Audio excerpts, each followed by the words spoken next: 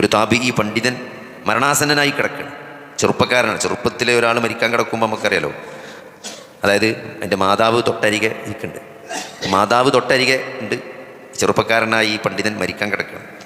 അപ്പോൾ സ്വാഭാവികമായി നമുക്കറിയാം, നമ്മളെ കൺമുമ്പിൽ വെച്ച് നമ്മളെ മക്കൾ രോഗിയായി മരണപ്പെടുമ്പോൾ അത് ഏതൊരു മാതാപിതാക്കൾക്കും താങ്ങാൻ കഴിയാത്ത കാര്യമായിരിക്കും. നമ്മളൊക്കെ ആഗ്രഹിക്കുന്നത് നമ്മൾ മരിച്ചിട്ട് നമ്മളെ മക്കൾ മരിച്ചാൽ മതി എന്നാണ് നമ്മൾ ആഗ്രഹിക്കുന്നത്.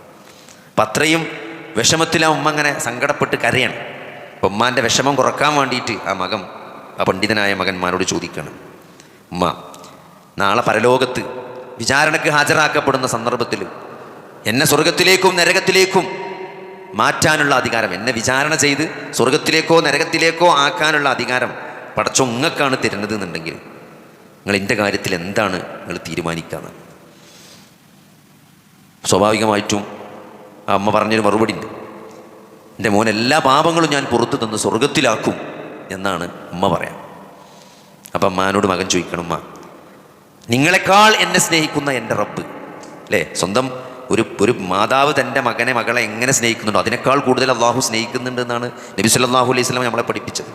അപ്പോൾ നിങ്ങൾക്ക് എന്നോട് അത്ര സ്നേഹം ഉണ്ടെങ്കിൽ നിങ്ങളെക്കാൾ അള്ളാഹു എന്നെ സ്നേഹിക്കുന്നുണ്ട് എന്നാണ്. അതുകൊണ്ട് അങ്ങനത്തെ ഒരു കാരുണ്യവാനായ റബ്ബിലാണ് ഞാൻ എന്ത് ചെയ്യുന്നത്, വിശ്വസിക്കുന്നത്. എൻ്റെ പാപങ്ങൾ അള്ളാഹു പുറത്തു തന്ന് എന്നെ സ്വർഗത്തിലാക്കുമെന്ന പ്രതീക്ഷ എനിക്കുണ്ട്. അപ്പോൾ നിങ്ങളിലൊരാളും തന്നെ അള്ളാഹുവിനെ കുറിച്ചുള്ള നല്ല വിചാരത്തിലായിക്കൊണ്ടല്ലാതെ മരിച്ചു പോകരുത് എന്നാണ് നബി സല്ലല്ലാഹു അലൈഹി വസല്ലം. മരിക്കാൻ സമയത്ത് പോലും അള്ളാഹുവിനെക്കുറിച്ച് നല്ലൊരു പ്രതീക്ഷ വെച്ചുകൊണ്ട്, ആ ഒരു പ്രതീക്ഷയ്ക്ക് പോലും നിങ്ങൾക്ക് പുണ്യമുണ്ട്. അത് ആരാധനയാണ്. അള്ളാഹുവിനെ പറ്റി നിങ്ങൾ വെച്ച് പുലർത്തുന്ന ആ ശരിയായ വിശ്വാസത്തിന് അള്ളാഹു പാപങ്ങൾ പുറത്തു തരുന്നവനാണ്. അള്ളാഹു കാരുണ്യവാനാണ്. അള്ളാഹു എന്നെ സ്നേഹിക്കുന്നുണ്ട്. അങ്ങനെയൊക്കെയുള്ള പോസിറ്റീവായിട്ടുള്ള ചിന്തകൾ പോലും ഇബാദത്താണ്. നമ്മൾ അള്ളാഹുവിൻ്റെ ശിക്ഷ ഭയപ്പെടുന്നുണ്ട്, അള്ളാഹുവിൻ്റെ രക്ഷയിൽ പ്രതീക്ഷിക്കുന്നുണ്ട്, അള്ളാഹുവിൻ്റെ വിചാരണയെ നമ്മൾ ഭയപ്പെടുന്നുണ്ട്. പക്ഷെ ആ ഭയപ്പാട് എങ്ങനെയാണ്? ആ ഭയപ്പാട് കുറ്റങ്ങളിൽ നിന്ന് മാറി നിൽക്കാനും ചെയ്തു പോയ അബദ്ധങ്ങൾക്ക് പശ്ചാത്തപിച്ച് മടങ്ങാനുമാണ് ഒരു വിശ്വാസിയെ ആ ബോധം പ്രേരിപ്പിക്കേണ്ടത്. നമ്മൾ പ്രേരിപ്പിക്കേണ്ടതാണ്. അള്ളാഹു ശിക്ഷിക്കുന്നവനാണ്. അള്ളാഹു ശക്തമായ വിചാരണയ്ക്ക് വിധേയനാക്കുന്നവനാണ്. അണുമണി തൂക്കം നന്മ പോലും, അണുമണി തൂക്കം നന്മയും തിന്മയുമെല്ലാം രേഖപ്പെടുത്തപ്പെട്ട് ശക്തമായൊരു വിചാരണയ്ക്ക് ഞാൻ ഹാജരാകേണ്ടി വരുമെന്ന ബോധം അത് നമുക്ക് നൽകേണ്ടതുണ്ട്. സൂക്ഷ്മതയാണ്. ജീവിതത്തിൽ സൂക്ഷ്മത പുലർത്താനുള്ള ബോധമാണ്. ചെയ്തു പോയ പാപങ്ങൾ ഏറ്റുപറഞ്ഞുകൊണ്ട് പശ്ചാത്തപിക്കാനുള്ളൊരു മനസ്സാണ്. കാരണം മുഴുവൻ പാപങ്ങളും പുറത്തു തരാൻ മാത്രം കാരുണ്യവാനാണ്, പാപങ്ങൾ പൊറുക്കുന്നവനാണ് അള്ളാഹു എന്ന് അള്ളാഹു പഠിപ്പിച്ചിട്ടുണ്ട്. പിന്നെ എല്ലാ കാര്യങ്ങൾക്കും കഴിവുള്ളവൻ. നമ്മൾ അള്ളാഹുവിനെ കുറിച്ച് ഏതൊരറിവും നമുക്ക് നൽകേണ്ട ഒരു പോസിറ്റീവായ എനർജി ഉണ്ട്. അപ്പോൾ അതാണ് അതിനൊക്കെ നമുക്ക് എന്തുണ്ട്, അതിനൊക്കെ നമുക്ക് പുണ്യമുണ്ട്. ആ ഒരു രൂപത്തിൽ നമ്മൾ എന്ത് ചെയ്യണം, നമ്മൾ ദീനി കൃത്യമായിട്ട് അള്ളാഹുവിനെ കുറിച്ച് അറിയുകയും മനസ്സിലാക്കുകയും ചെയ്യുമ്പോൾ നമ്മൾ അള്ളാഹുവിലേക്ക് കൂടുതലെടുക്കും. അപ്പോൾ അങ്ങനെ അള്ളാഹുവിനെ അറിയുന്ന ഒരാളെ സംബന്ധിച്ചിടത്തോളം ആ അള്ളാഹുവിനെ മാത്രം ആരാധിക്കുക എന്നുള്ളത് അത് അയാളുടെ ഒരു പാഷനായിട്ട് മാറും. അതിലൊരു നിർബന്ധം പിന്നെ ചെലുത്തേണ്ട ആവശ്യം ഉണ്ടാവില്ല. അതുകൊണ്ട് മതത്തിൽ യാതൊരു തരത്തിലുള്ള ബലാത്കാരമില്ല. വമാ ഖലഖ്തുൽ ജിന്ന വൽ ഇൻസ ഇല്ലാ ലിയഅ്ബുദൂൻ, എന്നെ മാത്രം ആരാധിക്കാൻ വേണ്ടിയിട്ടാണ് ജിന്നുകളെയും മനുഷ്യനെയും സൃഷ്ടിച്ചതെന്ന സൂറത്തു ദാരിയാത്തിലെ ആയത്തിലെ അതിൻ്റെ തഫ്സീറിൽ ഇബ്നു അബ്ബാസ് റളിയല്ലാഹു അൻഹു പറയുന്നുണ്ട്, അള്ളാഹുവിനെ അറിയുക എന്നുള്ളതാണ് ഏറ്റവും പ്രധാനപ്പെട്ടത്. അള്ളാഹുവിനെ മാത്രം ആരാധിക്കണമെങ്കിൽ എന്ത് ചെയ്യണം, നമ്മൾ അള്ളാഹുവിനെ അറിയേണ്ട പോലെ അറിയണം. ആ അറിയുമ്പോൾ എന്ത് ചെയ്യും, സ്വാഭാവികമായിട്ടും ഒരാൾ അള്ളാഹുവിനെ മാത്രം ആരാധിക്കുന്ന ഒരു തലത്തിലേക്ക് അയാളുടെ ആ വിശ്വാസം, ആ അറിവെന്ത് ചെയ്യും, അയാൾ എത്തിക്കുന്നുള്ളതാണ്. അപ്പോൾ അതുകൊണ്ട് നമ്മളെ ബുദ്ധി നമ്മൾ ഉപയോഗിക്കേണ്ടത് ഈ അള്ളാഹുവിനെ അറിയാൻ വേണ്ടിയിട്ടാണ്, ഈ അള്ളാഹുവിനെ മനസ്സിലാക്കാൻ വേണ്ടിയിട്ടാണ് അല്ലേ. അങ്ങനെ മനസ്സിലാക്കി കഴിഞ്ഞാൽ അള്ളാഹുവും റസൂലും എന്ത് പഠിപ്പിച്ചോ അല്ലേ, ആ വഹിയാകുന്ന ആ വഹി ഉൾക്കൊള്ളാനും അത് ജീവിതത്തിൽ പ്രയോഗവൽക്കരിക്കാനുമാണ് നമ്മൾ നമ്മുടെ ബുദ്ധിയെ ഉപയോഗിക്കേണ്ടത്. അല്ലാതെ ആ വഹീനെ ചോദ്യം ചെയ്യാനല്ല. അവിടെയാണ് നമുക്ക് പറ്റിയ മിസ്റ്റേക്ക്. അതാണ് നമ്മൾ പലപ്പോഴും ബുദ്ധിയുള്ള ആളുകൾ എന്ന് പറഞ്ഞ് ആളുകൾ ചെയ്യുന്നത് എന്താണ്, ഈ വഹീനെ ചോദ്യം ചെയ്യുകയാണ്. ആകാശലോകത്തിൽ നിന്ന് അള്ളാഹു മനുഷ്യൻ്റെ മാർഗദർശനത്തിനായി ഇറക്കിയ ഈ വഹീനെ ചോദ്യം ചെയ്യാനല്ല നമ്മൾ നമ്മുടെ ബുദ്ധി ഉപയോഗിക്കേണ്ടത്. ആ വഹി മനസ്സിലാക്കാനും ആ വഹീൻ്റെ പിന്നിലുള്ളൊരു റീസൺ ഉണ്ട്, അത് കണ്ടെത്താനും അത് ജീവിതത്തിൽ സ്വയം ബോധ്യപ്പെടുത്താനുമാണ് നമ്മളെ ബുദ്ധി കൊണ്ട് നമ്മൾ ശ്രമിക്കേണ്ടത്. അങ്ങനെ ആകുമ്പോൾ നമുക്ക് കൂടുതൽ അതിലെന്ത് ചെയ്യാം, യഖീനുണ്ടാകുക ചെയ്യും. അതായത് ഒരു കൽബുൻ ഇല്ലാമൻ അത്തല്ലാഹു ബി ഖൽബിൻ സലീം, ഒരു രക്ഷപ്പെട്ട ഹൃദയം, കുറ്റമറ്റ ഹൃദയവുമായി നാളെ അള്ളാഹുവിനെ കണ്ടുമുട്ടുന്നവരാണ് വിജയിച്ച ആളുകൾ. നമ്മുടെ ജീവിതത്തിൽ ലക്ഷ്യതാണ് നല്ലൊരു ഹൃദയമായി കുറ്റമറ്റ കൽബുൻ സലീമുമായിട്ട് നാളെ പരലോകത്ത് ഹാജരാക്കപ്പെടുക എന്നുള്ളതാണ്. ഈ കൽബുൻ സലീമിന് ഷെയ്ഖുൽ ഇസ്ലാം ഇബ്നുൽ ഖയ്യിം റഹിമഹുല്ലാ അതിന് കൊടുത്തൊരു തഫ്സീർ എന്താ വെച്ചാൽ, ആ ഹൃദയം എന്ന് പറഞ്ഞത് ഷഹവാത്തിൽ നിന്നും ശുബ്ഹാത്തിൽ നിന്നും രക്ഷപ്പെട്ട ഹൃദയമാണ്. ഷഹവാത്തിൽ നിന്നും ശുബ്ഹാത്തിൽ നിന്നും എന്താണ് ഷഹവാത്ത് എന്ന് പറഞ്ഞാൽ എന്താണ്, ആഗ്രഹങ്ങളാണ്. മനുഷ്യൻ്റെ ഈ ഡിസയറുകളാണ് ആഗ്രഹങ്ങൾ. പണത്തോടുള്ള, സ്ത്രീകളോടുള്ള, അല്ലെങ്കിൽ ലഹരിയോടുള്ള, എന്തിനോടുള്ള ഒരു അഭിനിവേശം ഉണ്ട് മനുഷ്യന്, പ്രത്യേകിച്ച് തിന്മകളോട്. തിന്മകളോട്. ആ ആഗ്രഹങ്ങൾക്ക് കടിഞ്ഞാനിടാൻ അല്ലേ?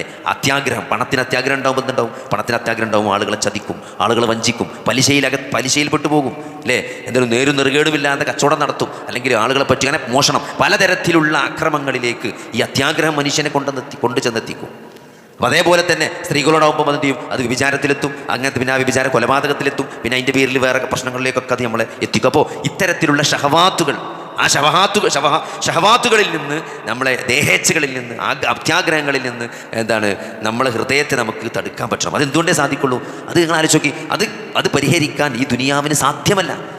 ഇവിടെ നമുക്ക് ഒരു നിലക്കും എന്തിയല്ല, നമ്മളൊരു ആഗ്രഹം കഴിഞ്ഞാൽ അടുത്ത ആഗ്രഹം വരും. ആഗ്രഹമില്ലാതെ, ആഗ്രഹം എപ്പോഴാണ് തീരുക? അത് നമ്മുടെ മുകളിൽ മണ്ണ് വന്ന് വീഴുമ്പോഴാണ് മനുഷ്യൻ്റെ ആഗ്രഹം തീരുള്ളൂ. ആരും ഒന്ന് കഴിഞ്ഞപ്പോൾ എൻ്റെ ആ ഷോപ്പുണ്ട് റെഡി ആയാൽ പിന്നെ ഞാനിനി വേറെ പരിപാടിയില്ല, ഞാൻ എൻ്റെ ഇബാദത്തും കാര്യങ്ങളും നോക്കി നടക്കുക എന്ന് പറഞ്ഞ ആൾക്കാരൊന്നും ആ ഷോപ്പുമ്പോൾ നിന്നിട്ടില്ല. ആ ഷോപ്പ് ലാഭമായ അടുത്ത ഷോപ്പിടും, വേറെ ഷോപ്പിടും. ഇതൊരിക്കലും അവസാനിക്കില്ല. ഇത് നമ്മൾ മരിച്ച് അങ്ങോട്ട് മണ്ണടിയുമ്പോഴാണ് നമ്മൾ ആഗ്രഹങ്ങൾ. അപ്പോൾ ആഗ്രഹങ്ങൾക്ക് അറ്റമില്ലാത്ത, അതോട് സംതൃപ്തി, ആഗ്രഹങ്ങൾക്ക് പൂർണ്ണമായ സംതൃപ്തി നൽകുന്നൊരു ലോകം, അത് പരലോകമാണ്, അത് മരണാനന്തര ജീവിതത്തിലാണ്. അപ്പോൾ അതുകൊണ്ട് അത്യാഗ്രഹങ്ങൾക്ക് കടിഞ്ഞാണിടാൻ എന്തുണ്ട്? അല്ലെങ്കിൽ ആഗ്രഹങ്ങൾക്ക് അള്ളാഹു അനുവദിച്ചൊരു റൂട്ടുണ്ട്. ഒരാൾക്ക് കല്യാണം കഴിക്കാം, അത് അള്ളാഹു അനുവദിച്ച മാർഗ്ഗമാണ്. ഒരാൾക്ക് ഹലാലായ രൂപത്തിൽ എത്രയും സമ്പാദിക്കാം, അതിന് സക്കാത്ത് കൊടുത്താൽ മതി, സ്വതക്ക നൽകിയാൽ മതി. അതിൻ്റെ അപ്പുറത്തേക്ക് വഞ്ചനയും ചതിയും നടത്താതെ ഹലാലായ മാർഗ്ഗത്തിലൂടെ ധനം സമ്പാദിക്കുന്നതിന് ഇസ്ലാം എതിരല്ല.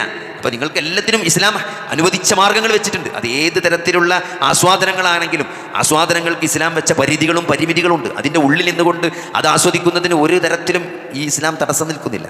പക്ഷേ ആ പരിധി ലംഘിക്കുമ്പോൾ അത് അതൊരു ഹറാമുകൾ പ്രവർത്തിച്ചുകൊണ്ട് നമ്മൾ ആഗ്രഹങ്ങൾ പൂർത്തീകരിക്കുമ്പോഴാണ് എന്ത് ചെയ്യുക, അതൊരു പ്രശ്നം വരിക. അപ്പോൾ അങ്ങനെ വരാതെ നോക്കുക എന്നുള്ളത് അത് നമ്മളെ ദീന് കൊണ്ടേ സാധിക്കുള്ളൂ. പരലോക ബോധം കൊണ്ട് എൻ്റെ ജീവിതത്തിൽ ലക്ഷ്യമുണ്ട്, ഞാൻ റബ്ബിൻ്റെ മുമ്പിൽ ഹാജരാക്കപ്പെടും, എൻ്റെ പരലോകം നഷ്ടപ്പെടും, എൻ്റെ പരലോകത്തിന് ഇതൊക്കെ തടസ്സമായി നിൽക്കും എന്ന ബോധം കൊണ്ട് മാത്രമേ അതിൽ നിന്നൊരാൾക്ക് രക്ഷപ്പെടാൻ സാധിക്കുള്ളൂ.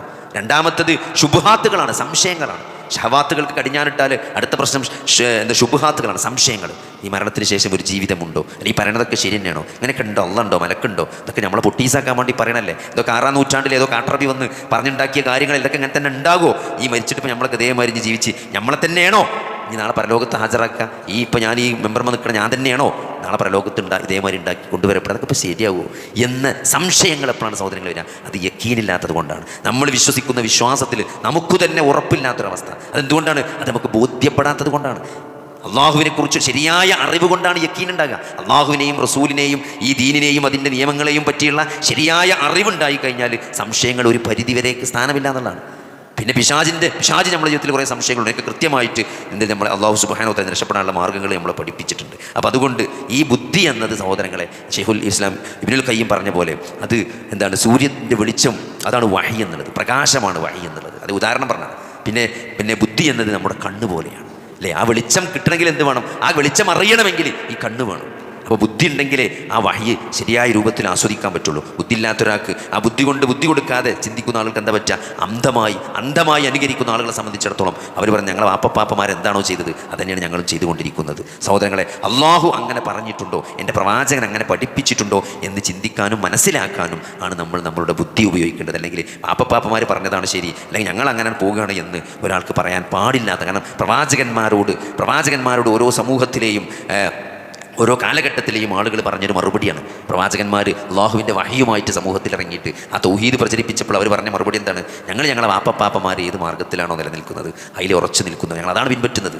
എൻ്റെ പുതിയൊരു മാർഗ്ഗം പിൻപറ്റാൻ ഞങ്ങൾ തയ്യാറല്ല എന്നുള്ളതാണ്. അതുകൊണ്ട് സഹോദരങ്ങളെ, അള്ളാഹുവും റസൂലും കൊണ്ടുവന്ന വഹി അത് എന്താണെന്നും കൃത്യമായിട്ട് അറിയാനും പഠിക്കാനും അതനുസരിച്ച് ജീവിക്കാനും അള്ളാഹു സുബ്ഹാനഹു വ തആല നമുക്ക് തൗഫീഖ് നൽകുമാറാകട്ടെ. ബുദ്ധിക്ക് അമിതമായ പ്രാധാന്യം നൽകി ഈ മതത്തിൽ നിന്ന് തെറ്റിപ്പോയ ആളുകളുണ്ട്. മുഅ്തസിലിയാക്കൾ എന്നറിയപ്പെടുന്ന ആളുകൾ അതെല്ലാ കാലത്തും ഉണ്ട്. അത് മുഅ്തസിലിയ എന്ന് പറഞ്ഞാൽ ഞാൻ മുഅ്തസിലിയാണ് എന്നൊരാൾ പറയില്ല. മുഅ്തസിൽ എന്ന് പറഞ്ഞാൽ അതാ ഇബ്നു വാസിൽ എന്നൊരു മനുഷ്യൻ ഹസനുൽ ബസരി റഹ്മഹുള്ളയുടെ ദർസിൽ നിന്ന് എന്ത് ചെയ്തു? സ്ഥിരമായി വന്നിട്ട് സംശയങ്ങൾ ചോദിച്ച്. അപ്പോൾ ഒരു ദിവസം മുമ്പിൽ ചീത്തറുണ്ട്. അതിന് ശേഷം അയാൾ ക്ലാസ്സിൽ വരാതായി. ആവശ്യമില്ലാതെ അങ്ങനെ ചോദ്യം ചോദിക്കുക. എന്താ 100-4 റക്കത്തെന്നൊക്കെ ചോദിച്ചാൽ എന്താ നമ്മൾ പറയാം? 105 കൂടെ എന്നൊക്കെ ചോദിച്ചാൽ നമ്മൾ തീരുമാനിച്ചതാണ്. അങ്ങനത്തെ അതിപ്പോൾ വഹി നമ്മൾ മനസ്സിലാക്കേണ്ടത്, മൂസാ നബി കടലിൽ അടിച്ചു, ചെങ്കടൽ പിളർന്നു. എന്താ ഒരു വടി കൊണ്ട് അടിച്ചപ്പോൾ ചെങ്കടൽ പിളരും? അപ്പോൾ അത് മുഅ്ജിസത്താണ്. അത് അള്ളാഹു കാണിക്കുന്ന അത്ഭുതങ്ങളാണ്, അല്ലെങ്കിൽ പ്രവാചകന്മാരിലൂടെ അള്ളാഹു വെളി. അപ്പോൾ അത് അങ്ങനെ തന്നെ വിശ്വസിക്കണം. പ്രവാചകന്മാർക്ക് മോചിതത്തുണ്ട് എന്നുള്ളത് പ്രവാചകന്മാരെ പറ്റി നമ്മളുള്ള വിശ്വാസമാണ്. അപ്പോൾ അങ്ങനത്തെ കാര്യങ്ങൾ അതേപോലെ വിശ്വസിക്കുക എന്നുള്ളതാണ് നമ്മളെ സംബന്ധിച്ചാണ് വിശ്വാസ കാര്യങ്ങൾ എന്ന് പറയുന്നത്, അല്ലേ? അള്ളാഹു, മലക്കുകൾ, പിന്നെ പ്രവാചകന്മാർ, അതേപോലെ തന്നെ വേദഗ്രന്ഥങ്ങൾ, അതേപോലെ യൗമുൽ ഖിയാമ, അന്ത്യനാളുണ്ട്. നമ്മളിപ്പോൾ അന്ത്യനാളുണ്ടായിക്കോണമെന്നില്ല, പക്ഷേ അന്ത്യനാളുണ്ട് എന്ന് നമ്മൾ വിശ്വസിക്കുന്നുണ്ട്. ഒരു വിചാരണ ഉണ്ട്, നന്മയും തിന്മയും അള്ളാഹുവിൽ നിന്നുള്ളത്. അതൊക്കെ വിശ്വാസ കാര്യങ്ങളാണ്. ഇതൊന്നും നമ്മളിങ്ങനെ ഒന്ന് രണ്ട് പറഞ്ഞ് പഠിപ്പിച്ചു കൊടുക്കാൻ പറ്റിയ സാധനങ്ങളല്ല. അതൊക്കെ നമ്മൾ പറയാം, കേട്ട് വിശ്വസിക്കുക. അതിനാണ് വിശ്വാസി എന്ന് പറയുന്നത്. അല്ലാത്തവർക്ക് വിശ്വാസി എന്ന് പറയില്ല. അല്ലാതെ എല്ലാം മനസ്സിലാക്കി ബോധ്യപ്പെട്ട് ഇതൊരു ഓട്ടോറിക്ഷയാണെന്നാണ് ഓട്ടോറിക്ഷ കൊണ്ടൊന്ന് കാണിച്ചു കൊടുത്തപ്പോൾ വിശ്വസിക്കാൻ. അപ്പോൾ എന്താണ് ഓനിപ്പോൾ അതിന് ആ വിശ്വാസത്തിനല്ല വിശ്വാസി എന്ന് പറയാം. അള്ളാഹു ഉണ്ട് എന്ന് പറയുമ്പോൾ അള്ളാഹുവിൽ വിശ്വസിക്കാൻ കഴിയണം. മലക്കുകളുണ്ട്, ജിബ്രീലുണ്ട്, അല്ലേ? മൂസാ നബിക്ക് വേദഗ്രന്ഥം തൗറാത്ത് ഇറങ്ങിയിട്ടുണ്ട്, ഇഞ്ചീൽ ഇറങ്ങിയിട്ടുണ്ട്, ഈസാ നബിക്ക് ഇഞ്ചീൽ കിട്ടിയിട്ടുണ്ട് എന്നൊക്കെ അതൊക്കെ നമ്മൾ വിശ്വസിക്കണം. അപ്പോൾ അതാ ഇബ്നു വാസിൽ ഹസനുൽ ബസരി റഹ്മത്തുള്ളാഹിന്റെ ദർസിൽ നിന്ന് തെറ്റിപ്പോയി. എന്നിട്ട് അയാൾ വേറെ പരിപാടി തുടങ്ങി.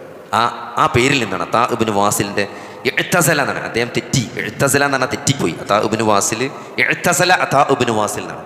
അതാ ഇബ്നു വാസിൽ തെറ്റിപ്പോയി. ഇഅ്തസല എന്നുള്ള വാക്കെന്നാണ് മുഅ്തസിലി എന്നുള്ള മുഅ്തസിലിയാക്കൾ എന്നുള്ള വാക്കുണ്ടായത്.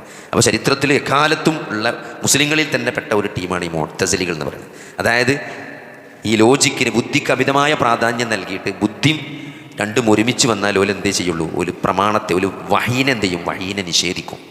ഖുർആനാണെങ്കിൽ ഓല് അത് ദുർവ്യാഖ്യാനിക്കും. അതായത് ഖുർആൻ്റെ യഥാർത്ഥ അർത്ഥത്തിൽ നിന്ന് അതിനെ തെറ്റിച്ച് പറയും. ഹദീസാണെങ്കിൽ ഓല് എന്ത് ചെയ്യും? ആ ഹദീസ് ലൈഫാണെന്ന് പറയും. ആ ഹദീസ് എന്ത് പറയും? നമുക്ക് തോന്നുകയാണ് ആ ഹദീസ് ബുദ്ധിക്കെതിരാണെന്ന് തോന്നിയാൽ എന്ത് പറയും? ഹദീസ് ലഹീഫാണെന്ന് പറയും.